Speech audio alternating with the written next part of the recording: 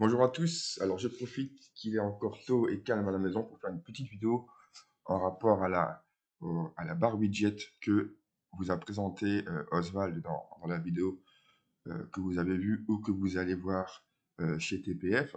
Alors cette vidéo s'adresse surtout à ceux qui savent déjà un peu programmer, qui seraient intéressés un peu de faire évoluer ce produit. Alors quand même une petite démonstration euh, pour vous, pour vous montrer à quoi ça ressemble. Donc cette petite barre, c'est cette petit widget qui est là-haut, là, hein, qui prend cet espace et qui bloque cet espace sur votre écran. En fait, l'idée, c'est vraiment d'avoir des raccourcis de trading, une visualisation du marché constante, etc., au cas où vous seriez occupé à autre chose que trader. Alors, on a déjà quelques widgets. Alors, ce que j'appelle des widgets, ce sont ces petits widgets, hein, du coup, qui s'affichent sur la barre. Ici, par exemple, on a déjà sur des prix, comme vous pouvez le voir, il y a encore pas mal de travail dans le sens où ici, par exemple, il faudrait pouvoir ajouter la taille de l'eau et pourquoi pas un ATM. Hein, vous voyez, donc on pense pas toujours à tout quand on développe. D'autant plus qu'ici, c'est un produit qui est 100% gratuit, 100% open source et qui me demande du temps. Donc là, l'idée, ce serait peut-être, pourquoi pas vous aussi, d'améliorer ce produit et de lui ajouter des fonctionnalités. Alors, vous allez trouver le lien GitHub pour télécharger le projet. Comme vous pouvez le voir, il se comporte en deux dossiers principaux, dont les librairies. Donc les librairies sont les dépendances, hein, qui sont ici NinjaTrader. Il y a une troisième dépendance qui est JSON. Vous allez comprendre pourquoi tout à l'heure. Alors ici, on a Forgeboard et Forgeboard Core. Donc, dans le core, qu'est-ce qu'on a? On va passer sur Visual Studio. On a les fonctions de base qui sont, et aussi les déclarations de widget, par exemple, hein, donc le comportement des widgets que doit avoir un widget. On a quelques extensions encore qu'on peut encore améliorer, bien entendu, qui sont l'interaction avec NinjaTrader. Alors, ce que j'appelle une interaction avec NinjaTrader, c'est par exemple pouvoir ouvrir un chart en passant par ce bouton, pouvoir ouvrir un DOM en passant par ce bouton, par exemple, vous pouvez voir.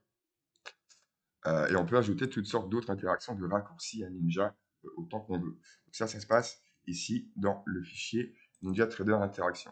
Hop. Et on a quelques interactions, pour l'instant deux, qui sont ouvrir un graphique, etc. Donc ça, s'il faut, on y viendra plus en détail sur le groupe dédié à la barre. Et ensuite, on a le Forgeboard lui-même qui, lui, alors comporte les widgets déjà codés, hein, donc ceux qui sont, on va dire, entre parenthèses terminés, et d'autres éléments qu'on va dire plus visuels. Alors ici, on va faire un Hello World. Vous allez voir que c'est extrêmement simple de créer son propre type de widget comme ça ici. On va en faire un tout de suite. On va l'appeler Hello TPF. Alors c'est tout simple, hein, comme je disais, un widget a quelques comportements.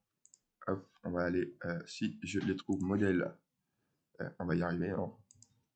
Style, où est-ce que j'ai mis mon widget de base? Ça fait tellement longtemps que je ne l'ai pas utilisé. Alors, on va aller tout de suite. Native widget, press widget, qui lui, ah voilà, c'est une extension, barre extension. Donc là, on a un comportement, c'est une classe abstraite avec un comportement qui est prédéfini, qui est relativement simple. On a deux, trois méthodes. On a le init, le d'init, le pin bouton clic. Donc ça, c'est au cas où vous mettez le widget sur ces trois boutons. Et on a le menu clic, c'est le comportement que doit avoir le widget quand on vient cliquer sur son élément du menu. Alors ici, on va en créer un. Hop, ça va aller relativement vite. Hop, intervalle.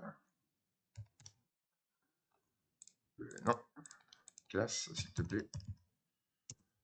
Hello TPF qui dérive de barre extension. Alors ici, hein, il nous dit, attends, il manque des fonctions là dans ta barre, là dans ton extension. C'est tout, on va simplement les implémenter.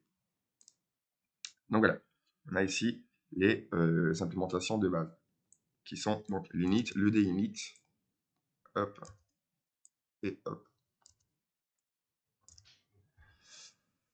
Alors, on va aller relativement vite, on va prendre ce que j'ai déjà fait pour le price widget. Donc ici, on a les choses qui sont de base. On va prendre le constructeur, on va lui faire un constructeur ici, hello TPF. C'est sûr que si je ne mets pas, hop,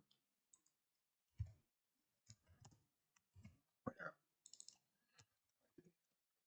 hello TPF. On va y arriver, hello TPF. Ensuite, démonstration, hein. Pas dans la description. Et on va y mettre une autre image que ça. Alors, en fait, ici, hein, celles-ci ce sont des pattes, des logos, des PAF, on appelle. Je vais mettre un soleil. Hop, c'est un beau soleil déjà pour TPF. Hop. Voilà. Ici, en fait, on ne fait que parser une image. Hop. Voilà. Alors, pourquoi j'ai... Il m'a dit qu'il attend quelque chose. Hop. Non.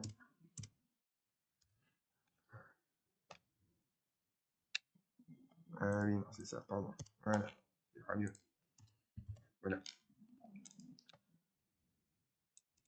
Et c'est une... Hop, voilà. Donc ici, on a déjà une première étape de fait, c'est qu'on a nommé notre product. Et ici, je vais dire que dans le clic ici du menu, donc on va ajouter le widget TPF et il faut qu'il se passe quelque chose au moment du clic. On va créer une sorte de label.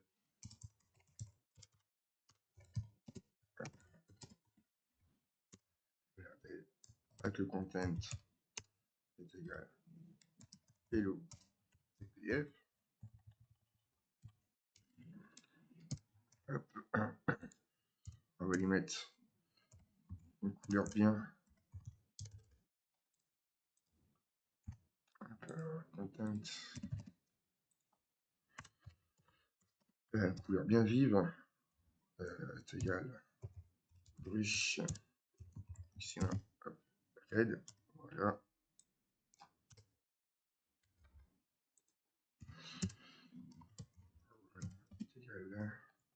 Ici, je peux faire hop. Donc ici, on est en train de construire le visuel. Et au moment du clic, il faut mettre alors ce widget dans la barre. C'est tout simplement, on a une fonction qui est préétablie qui s'appelle, qui est dans le cœur, Forgeboard Add Widget. Ici, ça va être le label. Hop.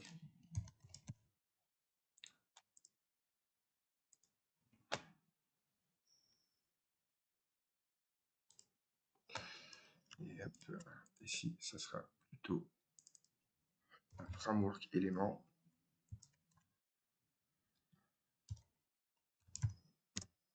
Voilà. Hop là.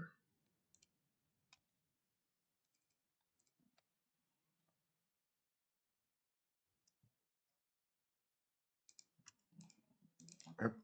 Framework élément aussi. Des fois, quand on est en plein développement. Voilà. Donc ici, on demande à ajouter le label dans le... comment dire maintenant, dans la barre ici. Alors, on va devoir redémarrer Ninja pour avoir la démo, malheureusement. C'est le problème de ce genre d'add-on. Quand il est développé à l'externe de Ninja, il faut savoir que quand vous compilez, hein, on va copier directement les fichiers correspondants dans le bon dossier. Je vous ferai montrer tout à l'heure. Je vous ferai voir, pardon, tout à l'heure. Hop, on nettoie. On génère la solution. Et j'ai oublié, par contre, une paume. Hop, framework élément. Ça, on voit qu'on a encore des petites erreurs par ici. Hop. Élément. Et ici aussi, là, ici, c'est ma liste. C'est des ça de manière assez rapide. Et je vais ajouter hop, la liste des widgets.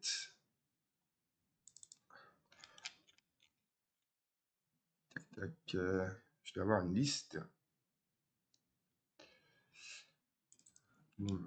Alors, ici, j'ai deux références.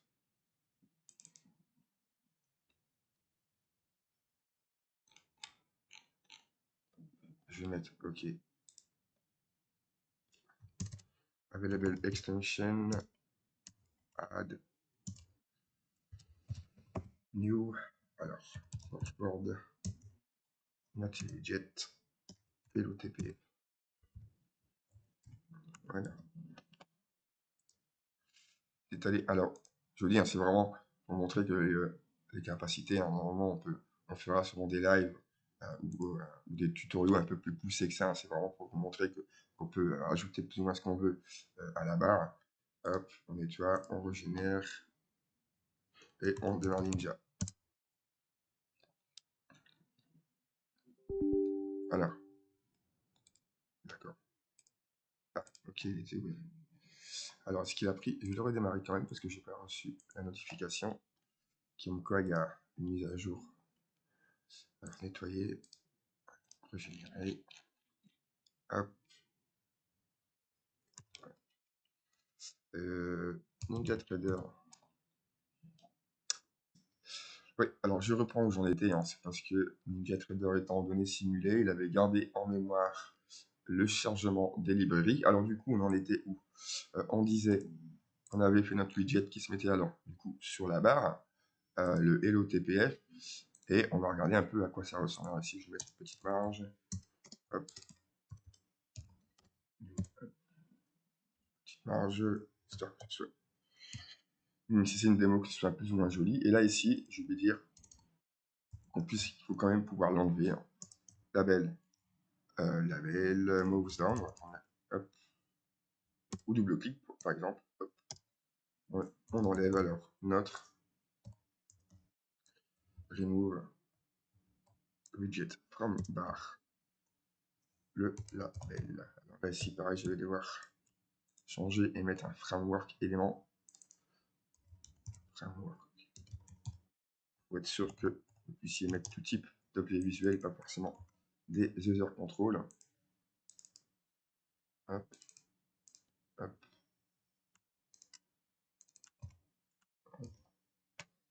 Ici, je reçois encore une erreur. Ok, super. Alors ici, on va devoir redémarrer Ninja du coup pour cette petite mise à jour. Nettoyer la solution. Je vais m'assurer dans mes tâches qu'il est bien parti. Donc normalement, vous allez voir ici si je compile. Donc par exemple, démarrer, hop. Alors ici, j'ai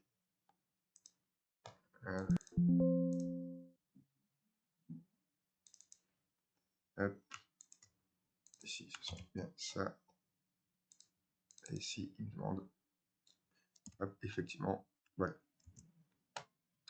Donc ici, pour reprendre là où on en était, on a une petite classe qui s'appelle HelloTPF que je vais mettre dans un fichier à part. Hop, qui se trouve alors du coup ici, hein, HelloTPF, qui est relativement courte. On a juste la création de notre label, l'ajout de ce label dans la barre, et on peut le supprimer au double clic. Alors hop, je renettoie, je régénère. Voilà, aussi c'est normal, c'est parce que c'est une librairie. Alors, hop, on va démarrer. Là, normalement, Ninja va me dire qu'il y a une nouvelle version. Est-ce que je vais l'installer, oui ou non? Voilà, ici, hop, il a détecté la nouvelle assembly. C'est OK, on peut y aller. Voilà, ainsi, je suis en données simulées puisqu'on est samedi matin. Alors ici, on a bien notre Hello TPF avec le petit soleil, hein, qui s'est ajouté dans le menu des widgets. On a juste à cliquer dessus. Vous pouvez voir, on a notre Hello TPF. Alors, ça peut être n'importe quoi, hein. Ça peut être la visualisation d'une position, ça peut être une horloge par rapport aux sessions, ça peut être, voilà, encore une fois, ici, il n'y a pas de limite à la créativité, hein, c'est vous qui décidez. Donc voilà, comme vous pouvez le voir, c'est très facile alors de créer un widget. Ici, on va tenter de supprimer, hein, je double-clique, donc du coup, on a bien notre fonction qui, qui supprime alors le widget de là-bas, parce qu'on n'en a plus besoin. Et donc, du coup, c'est comme ça qu'on a fait le price widget. Ici, du coup, on est un peu plus complexe, hein. On est directement connecté, on utilise les contrôles de Ninja pour déjà sélectionner un instrument. Ensuite, on a les mini graphiques qui sont là, eux, font partie intégrante de la barre. On a le pop-up, donc on peut vraiment imaginer toutes sortes de choses. Alors, le high et le low ne fonctionnent pas avec les données simulées. Et ici, comme je vous le disais tout à l'heure, ce qui nous manque, c'est la possibilité de choisir le lot et pourquoi pas un ATM avant d'entrer un buy market ou un sell market. Donc voilà, on peut vraiment imaginer toutes sortes de choses tout simplement en utilisant un objet qui hérite de bar extension. Euh, et voilà, quoi. Donc, dans le init, voilà, vous pouvez imaginer qu'il a besoin de se connecter à des datas. Dans le d'init, il faudrait alors supprimer la connexion à des datas. Vous voyez ce genre de choses. Donc, c'est relativement simple.